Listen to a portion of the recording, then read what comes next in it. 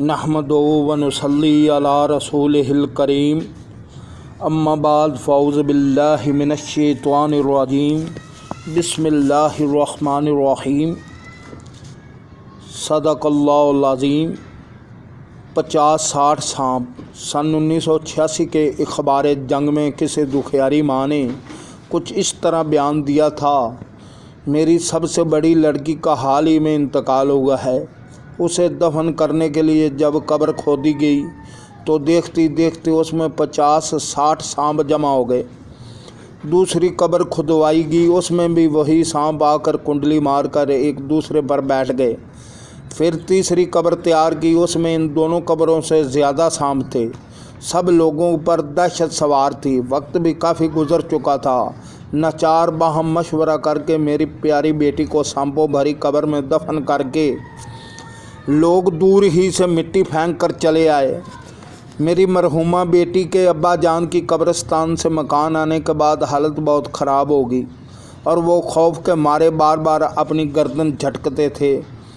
दुखियारी माँ का मज़ीद बयान है कि मेरी बेटी यूँ तो नमाज रोज़ा की पाबंद थी, मगर वो फैशन किया करती थी।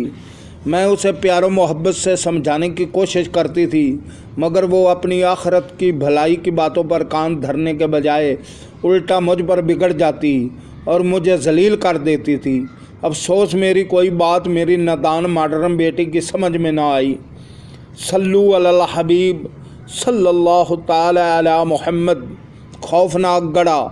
हो सकता है शैतान किसी को वसवसा डाले कि ये इखबारी वाक़या है, क्या मालूम सच्चा भी है या नहीं। बिलफर्ज ये गलत हो तब भी गैर शरई फैशन परस्ती और बेपर्दगी की कोई फजीलत भी तो साबित नहीं कर सकता।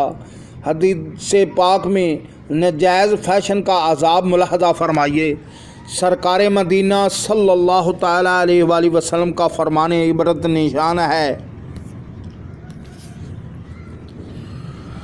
मैंने कुछ लोग ऐसे देखे जिनकी खालें आग की कैंचियों से काटी जा रही थी। मेरे इस्तफसार पर बताया गया कि ये वो लोग हैं जो नाजायज़ अशिया से ज़ीनत हासिल करते थे, और मैंने एक गड़ा भी देखा जिसमें से चीखों पुकार की आवाज़ें आ रही थी। मेरे दरियाफ़त करने पर बताया गया कि ये वो औरतें हैं जो नाजायज़ अशिया के ज़रिए ज़ीनत किया करती थी। याद रखिए, नील पॉलिश की तय नाखनों पर जम जाती है, लिहाजा ना वुज़ू होता है ना ही गुस्ल उतरता है। इस वजह से नमाज भी नहीं होती। ख़बरदार, हरगिज़ शैतान के इस बहकावे में मत आइए। जैसा कि बाज़ नादान लोग इस तरह कहते सुनाई देते हैं कि दुनिया तरक्की कर गई है। मौज़ अल्लाह अज़्ज़ वजल। चादर और चार दीवारी तो इंतहा पसंद मुसलमानों का नारा है। अब तो मर्दों और औरतों को शाने से शाना मिलाकर काम करना चाहिए वगैरह। यकीनन एक मुसलमान के लिए कुरान की दलील काफ़ी होती है, लिहाजा दिल की आँखों से पारा 22 सूरतुल अहज़ाब की आयत नंबर 33 मुलाहज़ा फरमाइए। वक़र्न फ़ी बयूतिकुन्न वला तबर्रजना तबर्रुजा जल जहलिय्यातिल ऊला। तर्जमा कंजुल ईमान। और अपने घरों में ठहरी रहो और बेपर्दा न रहो जैसे अगली जहलियत की बेपर्दगी। ऐद बाला बाज़ारों और शॉपिंग सेंटरों में बेपर्दगी के साथ घूमने वालियों, मखलूत तफरी गाहों की जीनत बनने वालियों, मखलूत तालीमी अदारों में तालीम हासिल करने वालियों, स्कूल कॉलेज और यूनिवर्सिटियों में नामहरम उस्तादों से बिलमुशाफा पढ़ने वालियों, दफ्तरों, कारखानों, शफाखानों और मुख्तलिफ अदारों में मर्दों के साथ मिलजुल कर काम करने वालियों को दावत फ़िक्र दे रही है। नबीना साबी से भी पर्दा। घर के बरामदों, खिड़कियों और दरवाज़ों में से मर्दों की आमदो रफ्त वाली और गली और बाज़ारों के मनाजर देखने वाली इस्लामी बहनें गैर मर्दों को देखने से मुतल्लिक एक इबरत आमूज़ रवायत मुलाहज़ा फरमाएँ। चनाचे हज़रत सैयदतुना उम्मुल मुमिनीन उम्मे सलमा रज़ी अल्लाह ताला अन्हा फरमाती हैं कि मैं और हज़रत उम्मुल मुमिनीन मैमूना रज़ी अल्लाह ताला अन्हा दोनों बारगाह रसालत सल्लल्लाहु ताला अलैहि वसल्लम में हाज़िर थी। एक नबीना साहबी हज़रत सैयदना अब्दुल्ला बिन उम्मे मखतूम रज़ी अल्लाह ताला अन्हा बारगाह नबूवत में हाज़िर हो गए। تو سرکار صلی اللہ تعالیٰ علیہ وسلم نے فرمایا تم دونوں ان سے پردہ کر لو۔ میں نے عرض کی یا رسول اللہ صلی اللہ تعالیٰ علیہ وسلم کیا یہ نبینہ نہیں ہے؟ یہ تو ہم کو دیکھ نہیں سکتے۔ فرمایا کہ تم دونوں بھی نبینہ ہو، کیا تم دونوں ان کو نہیں دیکھتی؟